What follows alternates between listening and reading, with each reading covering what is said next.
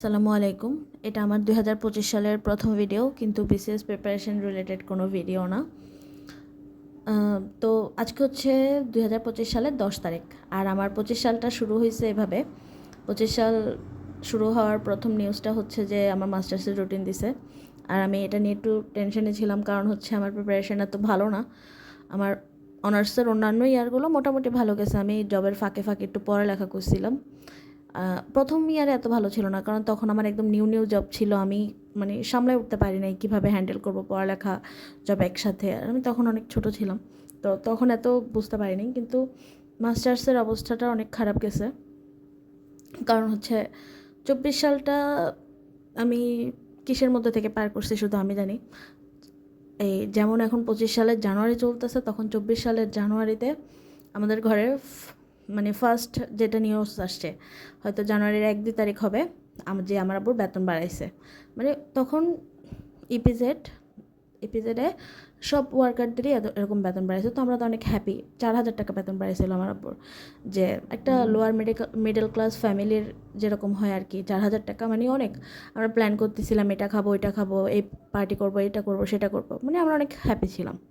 পরের দিন আব্বু অফিস থেকে আসছে যে ওনাকে রিজাইন দিতে বলতেছে, ওনার বেতন অনেক বেশি হয়ে গেছে। মানে 26,000 টাকা ছিল তখন আমার আব্বুর বেতন, ওটাই বেশি হয়ে যাচ্ছে।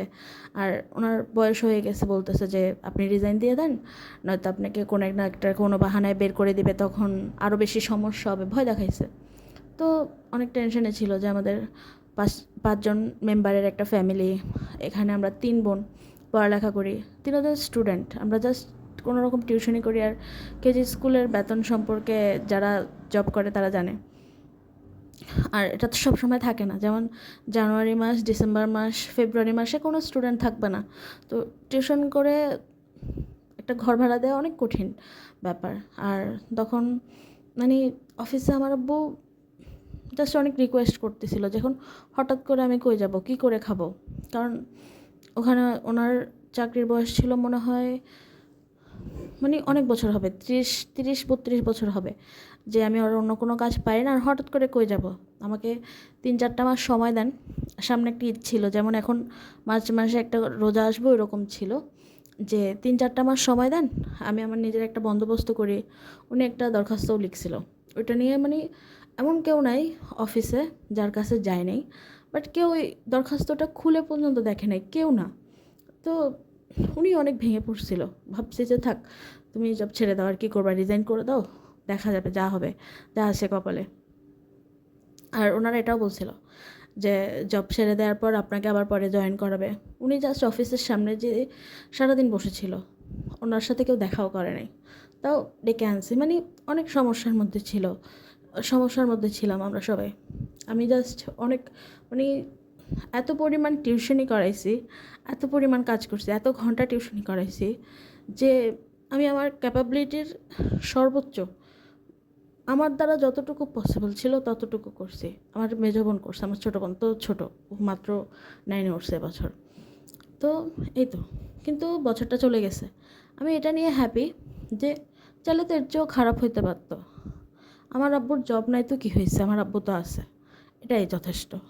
তো সমস্যা নেই, আমি যতটুকু পারছি ততটুকু পড়ালেখা করছি, মানে আমার সাধ্য অনুযায়ী আমি চেষ্টা করছি, এটা নিয়ে আমি খুশি। তো এবছরের শুরুতে যেহেতু মাস্টার্সের রুটিন দিছে, আমার একটু টেনশন ছিল, কারণ জানুয়ারিতে চলে যাবে মাস্টার্সের প্রিপারেশন নিতে নিতেই, কারণ একটা এক্সাম যেহেতু 1 মাসের প্রিপারেশন তো অ্যাটলিস্ট দরকার। আর ফেব্রুয়ারি মাসেও আমার পরীক্ষায় চলে যাবে, তো এই কয়দিন বিসিএসের পড়াটা পড়তে পারবো না, এটাই একটা দুঃখের কথা, আর কিছু না। তাও যে কয় মাস সময় পাই, মাস্টার্সের একদম শেষ করে বিসিএসের 2 মাস পাইলে 2 মাস পড়ালেখা করবো, সমস্যা নেই, যতটুকু আমার সাধ্যে কুলায়। অবশ্যই অন্যদের সাথে হয়তো মিলবে না। তো আজকে টেনশন, আমি এতদিন আসলে অনেক প্রবলেমের মধ্যে ছিলাম, একটু অসুস্থ, জ্বর ঠান্ডা, কিন্তু সমস্যা নাই। আজকে ভাবছি যে বেশি একটা টেনশন নিব না, যতটুকু পারি পড়ালেখা করব। সকালে নাস্তা বানাইলাম, এবছরের প্রথম নাস্তা বানাইছি, 10 তারিখের আগে ওরকম করি নাই আমি রান্নাবান্না। তো এই তো দুপুরে আম্মু রান্না করলো, খাইলাম, মানে আমি আজকে অনেক রিল্যাক্সে আছি। তো এই তো মাস্টার্সের পড়বো যতটুকু পারা যায়, এরপর বিসিএসের জন্য এরপরে যখন টাইম পাবো আমি আমার সর্বোচ্চ দিব, আমার দ্বারা যতটুকু হবে। আর খুবই ব্যস্ত আছি, কারণ স্কুলের নতুন বাচ্চারা ভর্তি হয়েছে, সব কিছু ম্যানেজ করতে একটু কষ্ট হয়ে যাচ্ছে।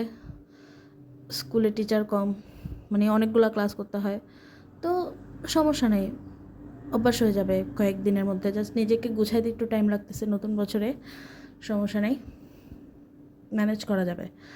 আর একটা ভাইয়া প্রশ্ন করছিল যে পিটুয়েতে 100% এফোর্ট দেয় কিনা, যত পার্সেন্ট টাকা নেয় ওনারা।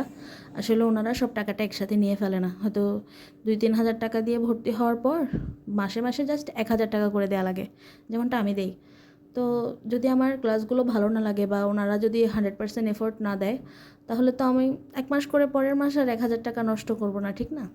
ওনারা ওনাদেরটা অনেক করে, মানে চাইলে এখন ওখানে ডাবল বারও ক্লাস করা যাচ্ছে, এক্সট্রা ক্লাস নেওয়া লাগলে এক্সট্রা ক্লাস।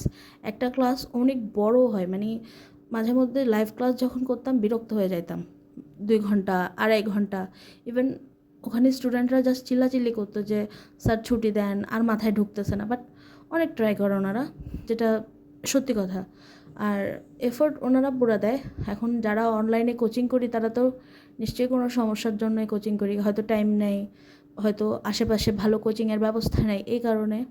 আবার যদি হয় যে আমি ব্যস্ত আছি, অনেক দিন পরীক্ষা দিলাম না, আমার অনেক দিন ক্লাস করলাম না, তো দেখা যায় যে ওনারা মানে কল দেয়, কল দিয়ে জিজ্ঞেস করে যে আপনার কী সমস্যা আপু, কেন পরীক্ষা দিচ্ছে না, এই সেই।